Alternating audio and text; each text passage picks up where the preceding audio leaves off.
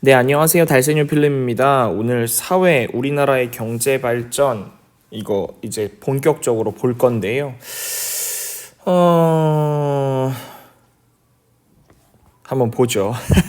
오늘 10차시고요. 10차시고 교과서는 107에서 109쪽. 내용만 봐서는 별로 오래 걸릴 만한 그게 아니에요. 우리가 지난 시간에 1950년대 우리나라 산업에 대해서 잠깐 봤었는데 경공업 얘기했었어요. 그렇죠? 경공업이고 300산업이라고 그래서 하얀색 세 가지를 우리가 300산업이라고 한다고 했어요. 뭐 밀가루, 그렇죠? 설탕, 하나 뭐였지? 밀가루하고 설탕하고 선생님 또 기억이 안 나냐? 밀가루하고 설탕, 면 이렇게 세 가지 300산업이라고 얘기를 했었고 나라에서 집중적으로 몰아줬다 그랬어요, 일감을. 근데 이게 그럼 이거를 어디서 가져왔냐? 이제 미국에서 가져왔는데 미국에서 되게 저렴하게 가져왔지. 왜 저렴하게 줬냐면 얘네는 넘쳤거든, 농산물이. 그래서 1950년대 우리가 쓸 물건들이 얘네들은 1930년대에 제작한 것이 생산해낸 것이 있을 정도로 미국에선 잉여 생산물이 많았지. 그러니까 미국하고 대한민국하고 이제 이익이 좀 맞아 떨어져서, 그래서 경공업을 중심으로 해서 산업이 발전을 하였죠. 근데 이제 경공업 중심으로만 하기에는 한계가 있었어요.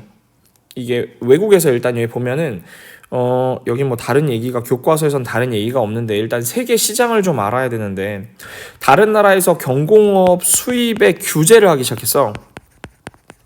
경공업 수입을 규제하기 시작했고, 일단 그래서 이럴 수가 라고 생각을 했고, 이 경공업에 대해서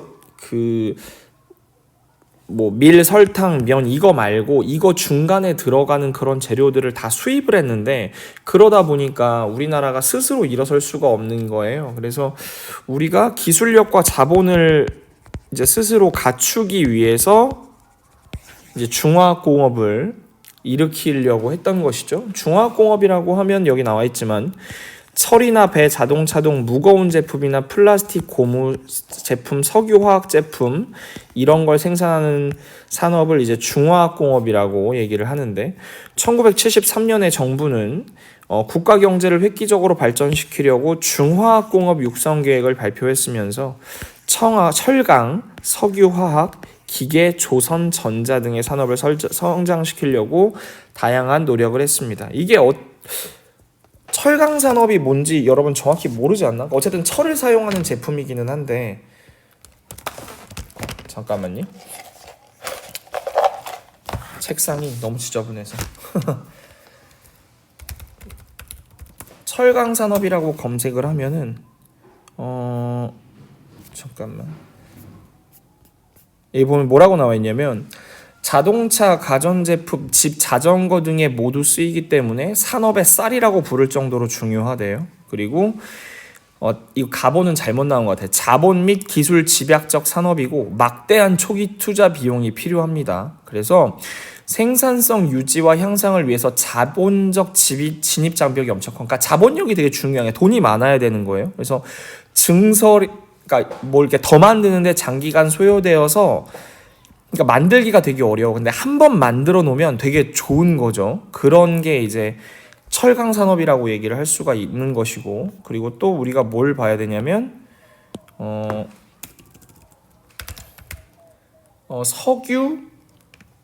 석유화학 공업에 대해서 여기 보면 뭐라고 나와 있냐면 석유 및 천연가스를 원료로 하는 화학 제품을 잘못했다. 산업인데 여기 보면 이제 뭐라고 나와 있는 어려운 말이라서 여러분 잘 모를 텐데 우리 그냥 이걸 보면 돼요. 중간에 뭐 넓은 의미의 석유화학 공업은 이들 유도품을 원료로 하여 제작되는 각종 플라스틱 고무 제품 및 화학 섬유 제품까지를 포함하는 개념이다 라고 생각하시면 됩니다. 그러니까 기초산업이에요. 기초산업. 그래서 여기 보면 뭐 플라스틱 고무 제품 이런 거 만드는 데 사용됐다고 얘기가 나오잖아요. 가장 여기서 중화학공업의 필수는 뭐냐면 많은 돈과 높은 기술력, 이거 자본력하고 기술이 있어야 된단 말이에요. 정부는 높은 기술력을 갖추려고 교육시설과 연구소를 설립을 했어요. 여기 보면은 한국과학기술연구소 준공 이렇게 써 있잖아요. 그래서 교육시설들을 많이 만들었어요. 왜냐면 사람들이 똑똑해야 이걸 할 수 있거든. 그리고 또 기업에 돈을 빌려줘서 각종 산업에 적극적으로 참여할 수 있도록 하였다.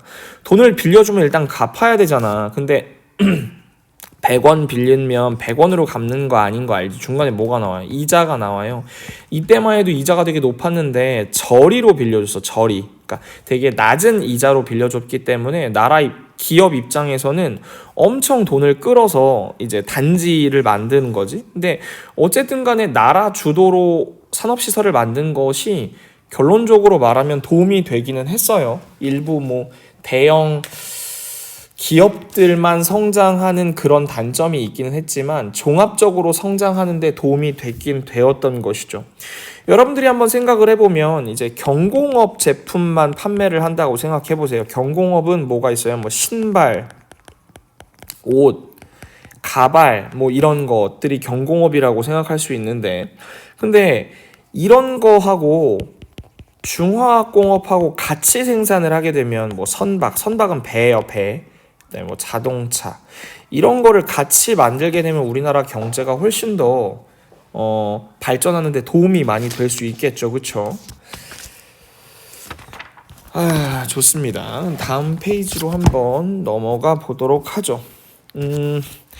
우리나라의 산업이 급격하게 성장하면서 제품을 만드는데 더 많은 재료가 필요했다라고 했는데, 이건 이제 경공업을 말하는 거예요. 경공업 제품을 만드는 데 있어서 많은 재료가 필요했다. 하지만 필요한 재료는 대부분의 나라에서 수입해라 했기 때문에 이를 개선하기 위해서 두 가지 메인 투자가 이거였어. 철강 산업하고 석유 화학 산업. 기억하셔야 되겠죠? 철강 산업하고 석유 화학. 이게 포스코 있잖아. 지금 포스코라고 하잖아. 옛날엔 포항제철이라고 그랬거든. 그러니까 뭐 포항제철, 그러니까 지금은 포스코라고 하지만 포항제철이랑 뭐 현대, 그러니까 울산 현대 축구팀도 있잖아, 같이. 현대중공업 이런 데가 집중적으로 육성된 그 기업이라고 생각을 하시면 돼요.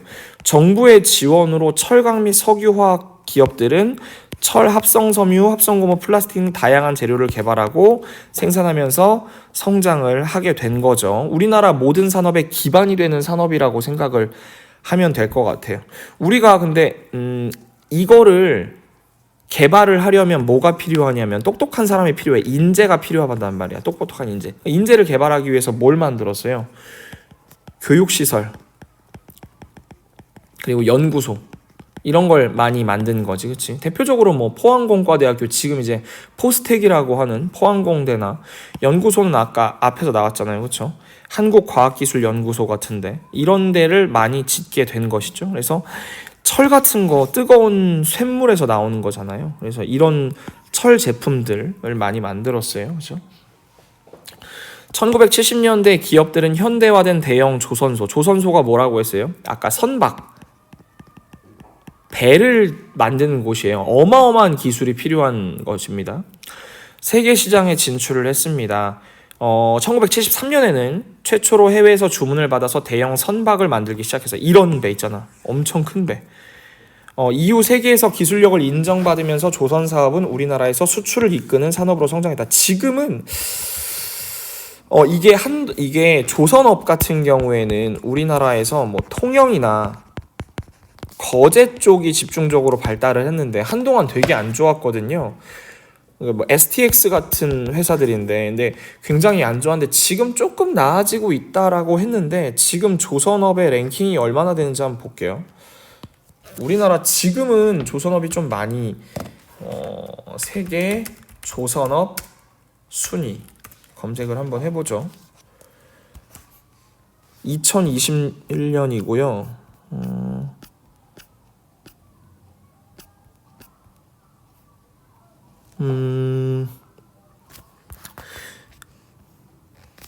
실제로 세계 조선업은 1990년에서 2005년까지 일본이 1위였다가 2005년을 기점으로 해서 한국의 빅3예요. 현대중공업, 삼성중공업, 대우조선해양 2005년을 기점으로 세계 1위인데 지금도 1위인지는 모르겠어요. 지금도 1위인가? 이게 2019년인데요. 아직 그럼 지금도 1위긴 1위인가? 현대중공업이 대단하긴 하네요. 그죠? 2018년에 삼성중공업 다시 살아난 건가? 그래서 우리나라의 조선 기업 같은 경우에는 굉장합니다. 엄청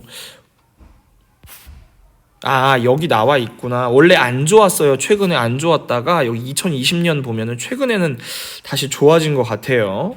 그래서 우리나라의 조선 기업은 거의 세계에서도 인정을 받죠. 일본 같은 경우에는 섬나라라 그런가? 배를 잘 만든다고 하네요.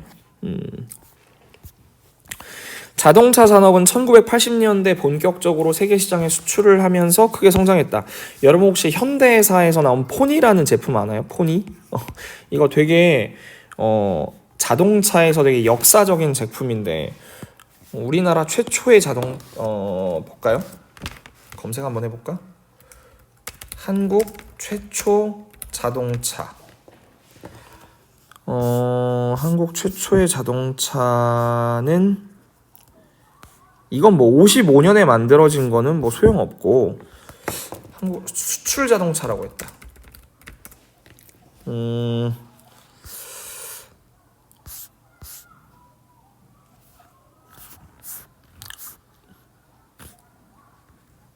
이거는 버스가 제일 먼저 수출했네. 66년?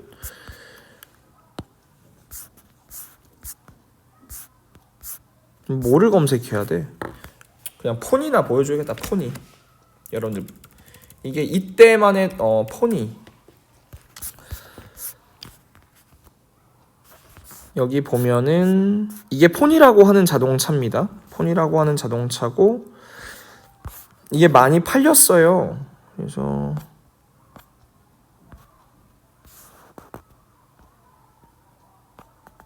여기 보면 이제 뭐 포니하고 엑셀 같은 차들이 엄청 많이 그쵸? 현대폰이 여기 나왔네. 포니1이 언제 나왔던 거야? 75년에 여기 나왔네. 현대자동차의 독자 생산 모델이고 대한민국산 여기 있네. 자동차 최초의 독자 생산 모델이고 원래는 이제 일본의 미쯔비시사의 영향을 받긴 받았다라는 것이고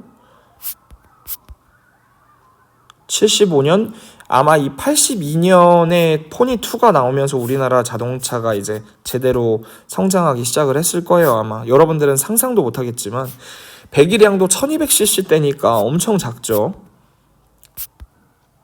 이게 픽업 모델이라 그래서 지금까지 약간 뭐 이렇게 트럭처럼 나오는 그런 모델도 있었습니다.